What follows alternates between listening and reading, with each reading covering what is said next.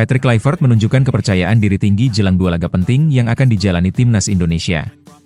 Skuad Garuda akan menjamu Cina pada 5 Juni di Stadion Utama Gelora Bung Karno, lalu bertandang ke markas Jepang pada 10 Juni. Dua pertandingan ini sangat krusial dalam menentukan langkah Indonesia di babak kualifikasi Piala Dunia 2026. Kluivert menyebut bahwa anak asuhnya memiliki peluang bagus untuk mendapatkan poin maksimal. Ia berkomitmen memberikan persiapan terbaik untuk mengoptimalkan performa tim. Saat ditanya soal lawan, Kluivert mengaku tetap menghormati Cina dan Jepang sebagai tim kuat di Asia. Namun ia yakin bahwa laga melawan Cina bisa dimenangkan jika para pemain bermain disiplin dan percaya diri. Menurutnya, duel ini adalah kesempatan besar untuk menunjukkan kualitas di depan publik sendiri. Ia ingin kemenangan di kandang menjadi hadiah bagi puluhan ribu supporter yang akan memadati stadion. Setelah itu, fokus penuh akan dialihkan ke laga tandang melawan Jepang yang jauh lebih berat. Jepang menjadi lawan yang sangat menantang karena status mereka sebagai tim unggulan. Samurai Biru belum terkalahkan di grup C dan sudah memastikan tiket ke Piala Dunia 2026. Kluivert tidak menampik bahwa laga ini akan menjadi ujian sesungguhnya bagi timnas Indonesia. Namun ia menegaskan bahwa meskipun Jepang sangat kuat, skuad Garuda tidak akan menyerah begitu saja. Mereka akan bermain habis-habisan dan menunjukkan semangat juang tinggi sepanjang laga. Menurut Kluivert, peluang menang melawan Cina sangat realistis jika melihat kondisi dan kesiapan tim saat ini. Ia berharap kemenangan ini bisa menjadi pemicu semangat dan kepercayaan diri sebelum melawan Jepang. Bagi Kluivert, setiap laga adalah panggung pembuktian bagi para pemain untuk tampil maksimal.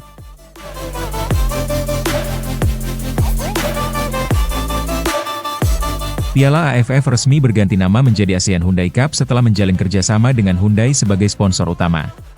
Keputusan ini diumumkan dalam acara resmi yang digelar di Hyundai Manufacturing Indonesia, Bekasi, pada 26 Mei 2025. Federasi Sepak Bola ASEAN menyebut kolaborasi ini sebagai langkah strategis menuju era baru sepak bola regional. Hyundai ingin memperkuat keterlibatannya dengan komunitas sepak bola ASEAN yang dikenal sangat bersemangat. Kemitraan ini difasilitasi oleh Sport FIFA, mitra komersial eksklusif AFF. Menurut Hyundai, sponsorship ini sejalan dengan visi mereka yang menekankan nilai inklusi, pendidikan, dan pertumbuhan berkelanjutan. Hyundai juga menyoroti potensi besar sepak bola ASEAN sebagai kekuatan yang mempersatukan masyarakat. Dengan rekor penonton di edisi 2024 mencapai 541,5 juta orang dan lebih dari 12 miliar tayangan media sosial. Presiden AFF, Yves Samet, menyambut hangat kehadiran Hyundai dan menilai bahwa kedua pihak memiliki visi yang sama. Ia percaya bahwa ASEAN Hyundai Cup akan menjadi simbol dari aspirasi para pemain, penggemar, dan negara-negara di Asia Tenggara. Menurutnya, kemitraan ini akan membuka babak baru dalam pengembangan sepak bola yang lebih menyeluruh dan inklusif. AFF berharap kerjasama ini mampu membawa semangat ASEAN ke panggung dunia dan menginspirasi generasi berikutnya. Legenda sepak bola Indonesia, Bambang Pamungkas, atau BP, juga memberikan respons positif terhadap perubahan ini. Ia menyebut bahwa kehadiran perusahaan global seperti Hyundai akan membawa dampak signifikan terhadap kemajuan sepak bola regional. Menurut BP, ini adalah peluang emas untuk menyaksikan transformasi besar dalam kompetisi sepak bola Asia Tenggara.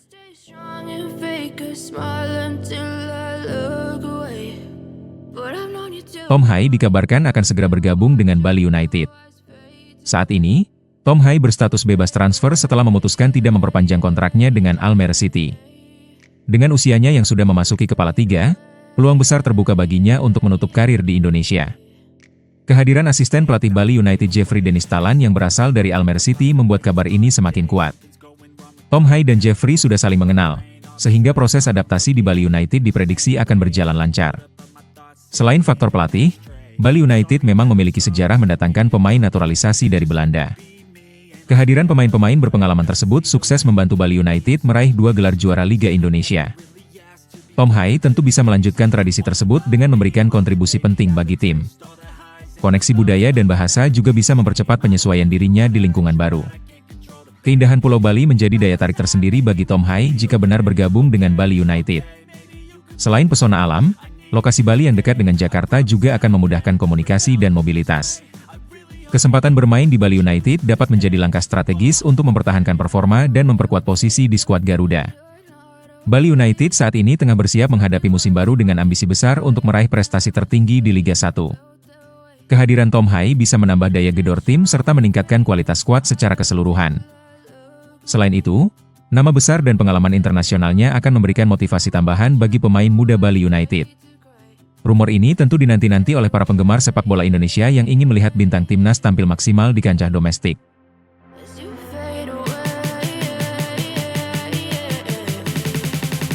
Patrick Kluivert akhirnya angkat suara soal absennya dua nama penting dalam skuad Garuda, yaitu Ragnar Oratmangun dan Elkan Bagot. Absennya dua pemain keturunan ini sempat memunculkan banyak spekulasi dari publik dan penggemar sepak bola tanah air. Dalam pernyataannya, Kluivert menyebut situasi Ragnar sebagai hal yang cukup sensitif bagi dirinya secara pribadi. Ragnar dinilai sebagai pemain yang selalu masuk dalam rencananya bila dalam kondisi fit. Namun, Ragnar kini tengah mengalami infeksi di lutut yang membuatnya belum bisa bermain. Kluivert sudah berbicara langsung dengan Ragnar dan memastikan bahwa kondisinya belum memungkinkan untuk bergabung. Kabar ini cukup mengecewakan, baik bagi pelatih, tim, maupun Ragnar sendiri yang sudah tidak sabar untuk kembali memperkuat Garuda.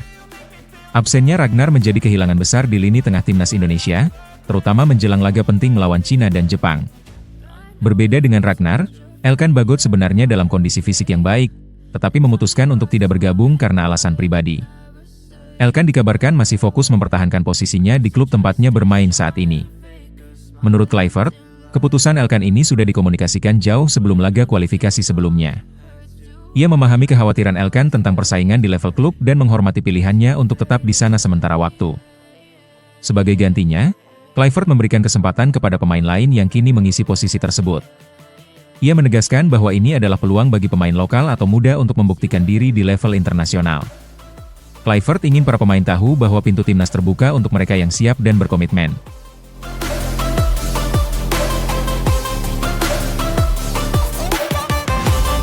Patrick Kluivert akhirnya buka suara soal kriteria pemain yang layak dipanggil ke skuad Garuda. Dalam pernyataannya, ia mengaku sangat selektif dalam memilih pemain lokal. Ia menyebut bahwa pemilihan pemain bukan hanya soal nama besar, tapi soal kontribusi nyata di lapangan. Banyak pemain lokal yang sebenarnya punya potensi besar, tapi hanya yang tampil konsisten yang akan mendapat sorotan. Kluivert ingin memastikan bahwa setiap pemain yang dipanggil benar-benar bisa menjawab kebutuhan tim. Ia menyampaikan bahwa proses seleksi kali ini melibatkan penambahan beberapa nama baru dari liga lokal. Menurutnya, ini adalah waktu yang tepat untuk memberikan kesempatan kepada talenta muda yang sedang naik daun. Ia percaya bahwa beberapa pemain lokal layak mendapatkan panggilan karena performa mereka yang stabil. Kluivert juga menegaskan bahwa setiap pemain harus mampu menunjukkan kualitas permainan yang jelas. Hanya dengan begitu mereka bisa bersaing untuk mendapat tempat di skuad utama. Pengalaman Kluivert sebagai pelatih internasional membuatnya sangat memahami pentingnya kedalaman skuad. Ia menyebut bahwa seluruh tim pelatih melakukan pemantauan ketat terhadap performa pemain di kompetisi lokal. Tidak ada keputusan yang diambil secara asal atau hanya berdasarkan rekomendasi. Ia ingin memastikan bahwa setiap pemain memiliki kemampuan teknis, mental, dan semangat yang sejalan dengan visi tim. Pemilihan ini juga disesuaikan dengan taktik yang akan diterapkan di pertandingan penting mendatang. Menurut Kluivert, pemain yang bisa menunjukkan hal luar biasa di pertandingan resmi akan langsung masuk radar pelatih. Ia percaya bahwa kerja keras, konsistensi, dan kecerdasan bermain adalah kombinasi yang tak bisa ditawar. Setiap detik permainan menjadi penilaian tersendiri bagi pelatih.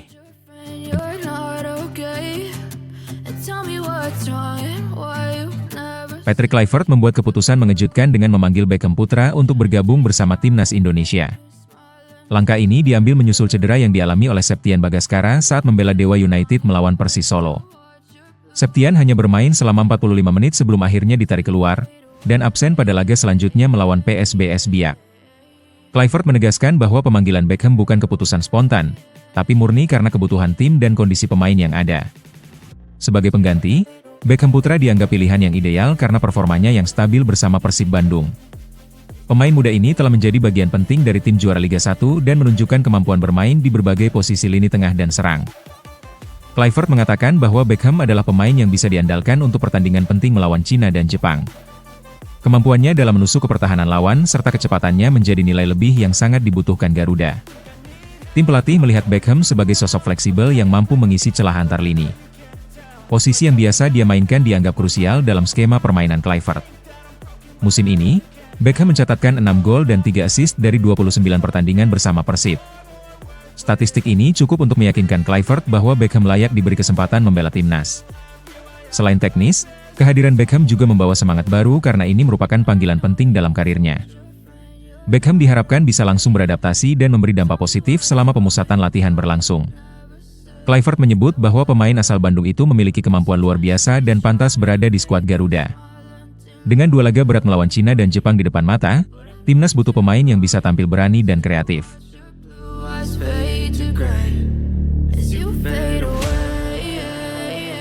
Stefano Lillipali akhirnya kembali mendapat panggilan ke timnas Indonesia setelah absen cukup lama.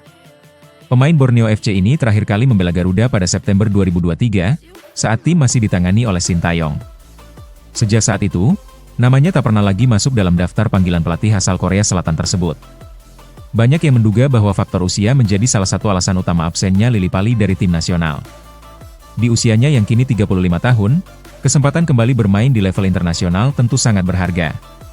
Kedatangan Patrick Kluivert sebagai pelatih baru membuka lembaran baru bagi sejumlah pemain, termasuk Lillipali.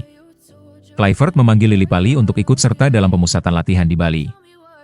TC ini merupakan bagian dari persiapan menghadapi 2 laga penting melawan Cina pada 5 Juni dan Jepang pada 10 Juni. Lillipali menyambut baik pemanggilan ini dan menyebut bahwa hadirnya pelatih baru memberi angin segar. Ia mengatakan bahwa situasi seperti ini menciptakan peluang baru bagi pemain-pemain yang sebelumnya tak lagi dipertimbangkan. Secara performa, Lillipali sebenarnya tetap menunjukkan kualitasnya di Liga 1 musim ini. Ia telah tampil dalam 24 pertandingan dan mencatatkan 6 gol serta 4 assist untuk Borneo FC. Meskipun catatan musim ini cukup baik, musim sebelumnya justru menjadi puncak performanya. Pada musim 2023-2024, ia tampil luar biasa dengan 11 gol dan 17 assist dari 31 penampilan. Meski demikian, pencapaian itu tidak cukup membuat Sintayong memanggilnya kembali ke skuad Garuda. Lillipali pun memanfaatkan situasi saat ini sebagai motivasi tambahan untuk membuktikan diri. Ia menyatakan bahwa ini adalah kesempatan baru yang harus diambil dengan serius. Meski sudah tidak muda lagi, pengalaman dan kualitasnya bisa menjadi nilai tambah untuk timnas.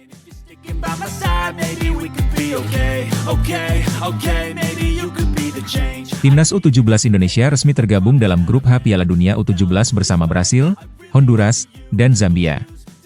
Drawing fase grup ini digelar pada Senin dan dihadiri langsung oleh pelatih kepala timnas U17 Nova Arianto. Turnamen ini akan digelar di Qatar pada 3-27 November 2025, dengan 48 negara dari berbagai benua siap memperebutkan gelar juara. Nova menyadari tantangan besar yang menanti timnya, terutama karena Brasil dikenal sebagai salah satu tim terkuat di ajang ini. Brasil adalah pemegang 4 gelar juara Piala Dunia U17, menjadikannya tim kedua tersukses setelah Nigeria. Melawan tim sekelas Brasil akan menjadi ujian sesungguhnya bagi mental dan kualitas para pemain muda Indonesia. Namun, Nova Arianto menekankan pentingnya menanamkan mental kuat di dalam skuad. Ia percaya bahwa sepak bola selalu menyimpan kemungkinan, dan selama 90 menit pertandingan berlangsung, apapun bisa terjadi. Mentalitas inilah yang menjadi fokus utama pelatih jelang turnamen nanti. Sementara itu, Honduras dan Zambia juga bukan lawan yang bisa diremehkan. Meskipun ini menjadi penampilan perdana mereka di Piala Dunia U17, kedua tim tentu membawa semangat besar dan motivasi tinggi. Nova menilai semua lawan di grup H punya kualitas masing-masing, dan tidak ada pertandingan yang bisa dianggap mudah. Dengan persiapan yang matang dan semangat juang tinggi, Nova ingin timnya tampil berani dan disiplin. Bagi Indonesia, keikutsertaan ini adalah peluang besar untuk menunjukkan perkembangan sepak bola usia muda di pentas dunia. Target yang dicanangkan Nova Arianto pun cukup realistis. Ia berharap timnas U17 Indonesia bisa lolos ke babak selanjutnya dengan meraih minimal posisi ketiga terbaik di grup. Strategi, kerja keras, dan fokus akan sangat dibutuhkan dalam mewujudkan target tersebut.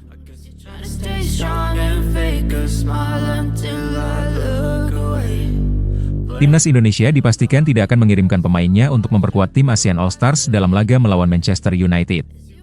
Awalnya, 2 pemain timnas yang sempat dipercaya untuk bergabung adalah Muhammad Ferrari dan Asnawi Mangkualam. Namun, rencana itu akhirnya batal karena beberapa alasan yang cukup kuat. Muhammad Ferrari, yang sebelumnya bermain untuk Persija Jakarta, kini sudah tidak memiliki klub setelah dilepas. Kondisinya yang baru sembuh dari cedera membuat keputusannya untuk tampil di laga tersebut menjadi tidak pasti. Persija Jakarta sendiri memilih tidak melepaskan Ferrari pada awalnya karena ingin fokus pada pertandingan Liga 1 musim 2024-2025. Setelah dilepas, keputusan ada di tangan Ferrari, namun kemungkinan besar ia tidak akan hadir di Malaysia untuk pertandingan melawan Manchester United. Hal ini juga terkait kekhawatiran cedera yang kembali kambuh dan berpotensi mengganggu karirnya ke depan. Jadi, situasi ini membuat Ferrari absen dari skuad ASEAN All-Stars. Sementara itu, Asnawi Mangkualam juga tidak akan ikut memperkuat ASEAN All-Stars. Klubnya, Port FC, secara resmi mengumumkan bahwa Asnawi harus bergabung dengan timnas Indonesia yang sedang menjalani pemusatan latihan di Bali. Keputusan ini menunjukkan prioritas Asnawi untuk fokus pada tugas internasional bersama Garuda. Oleh karena itu, ia absen dalam pertandingan melawan Manchester United sebagai bagian dari tim ASEAN All Stars. Dengan absennya dua pemain tersebut, timnas Indonesia tidak memiliki wakil di skuad ASEAN All Stars kali ini. Meski begitu, pertandingan melawan klub besar seperti Manchester United tetap menjadi momen penting bagi sepak bola Asia Tenggara. ASEAN All Stars akan tetap berusaha memberikan penampilan terbaik meskipun tanpa kehadiran dua pemain timnas Indonesia yang sebelumnya diharapkan bisa tampil.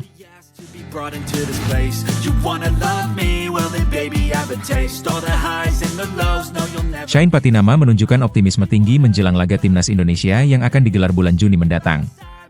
Ia menilai bahwa skuad Garuda akan datang dengan motivasi tinggi saat menghadapi Cina di Stadion Utama Gelora Bung Karno. Dukungan penuh dari para supporter menjadi energi tambahan yang membuat tim semakin percaya diri. Shine bahkan memprediksi skor 2-0 sudah cukup untuk membuktikan bahwa Indonesia tidak bisa dipandang sebelah mata dalam laga tersebut. Pemain berusia 26 tahun ini menyadari betapa pentingnya meraih poin dalam pertandingan ini. Menurutnya, kemenangan atas Cina wajib diamankan agar posisi Indonesia tetap kuat di klasemen. Semua pemain harus memperjuangkan 3 poin demi menjaga peluang lolos di kualifikasi Piala Dunia. Shine menegaskan bahwa apapun hasil skornya, yang terpenting adalah kemenangan untuk timnas Indonesia di laga kandang nanti. Laga tandang melawan Jepang menjadi ujian yang jauh lebih sulit bagi skuad Garuda. Jepang yang sudah mengunci tiket Piala Dunia 2026 dikenal sebagai tim yang kuat dan sulit dikalahkan. Namun, Shine yakin tim Indonesia tetap memiliki peluang meskipun pertandingan nanti akan lebih menantang. Ia menegaskan bahwa skuad Garuda siap memberikan perjuangan terbaik agar bisa mencuri poin dari markas Samurai Biru. Shine juga menegaskan bahwa total 6 poin dari 2 laga penting di bulan Juni sangat krusial untuk menjaga asa lolos ke Piala Dunia. Mental dan rasa percaya diri menjadi kunci dalam menghadapi 2 pertandingan tersebut. Ia berharap semua pemain bisa tampil fokus dan penuh semangat dalam setiap pertandingan. Kemenangan melawan Cina dan performa terbaik melawan Jepang akan sangat menentukan masa depan timnas Indonesia di kompetisi internasional.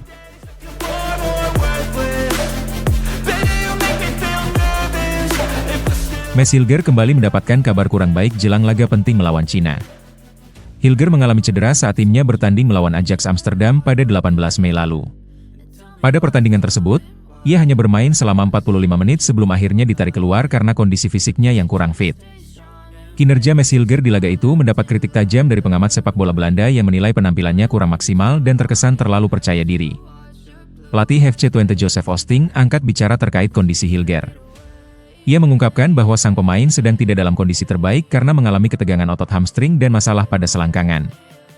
Cedera ini membuat Hilger harus absen pada pertandingan melawan NEC Nijmegen. Meski sempat kembali tampil saat melawan AS Alkmaar, nasib sial kembali menimpanya karena mengalami benturan keras di kepala akibat duel udara. Cedera ini tentu menimbulkan kekhawatiran bagi penggemar timnas Indonesia. Cedera yang dialami Mads Hilger berpotensi mengganggu persiapannya bersama timnas Indonesia untuk menghadapi laga kualifikasi Piala Dunia. Timnas dijadwalkan menghadapi Cina pada bulan Juni mendatang di Stadion Utama Gelora Bung Karno. Kondisi Hilger yang belum fit 100% membuat peluangnya untuk masuk skuad utama menjadi tanda tanya besar. Sebelumnya, Hilger sudah dipanggil oleh pelatih Patrick Kluivert untuk mengikuti pemusatan latihan di Bali. Namun kondisinya kini membuatnya terancam dicoret. Meski baru mengantongi 3 caps bersama timnas Indonesia, Mads Hilger belum pernah merasakan bermain di depan supporter sendiri di SUGBK. Absennya dia tentu menjadi kehilangan besar bagi skuad Garuda, mengingat postur dan pengalamannya di lini belakang.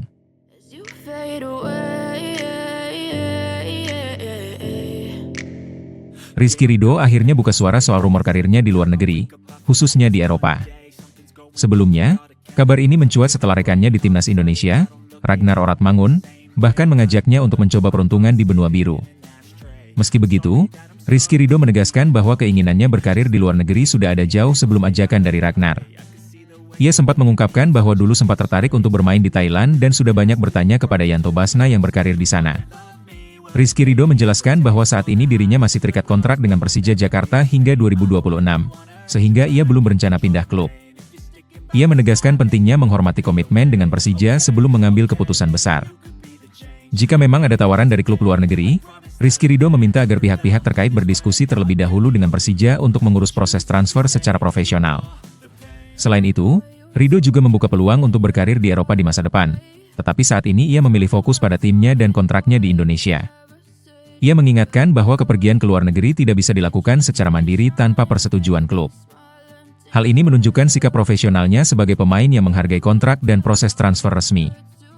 Kisah Rizky Ridho ini menarik karena menunjukkan sisi lain dari para pemain timnas Indonesia yang berambisi mengembangkan karir di luar negeri. Meski mendapat dukungan dari teman dan fans, pemain berusia muda ini memilih langkah yang matang dan terencana demi masa depan karirnya. Sementara itu, desakan agar ia segera mencoba tantangan di luar negeri tetap kuat, mengingat pengalaman dan kualitasnya yang terus berkembang bersama Persija dan timnas Indonesia.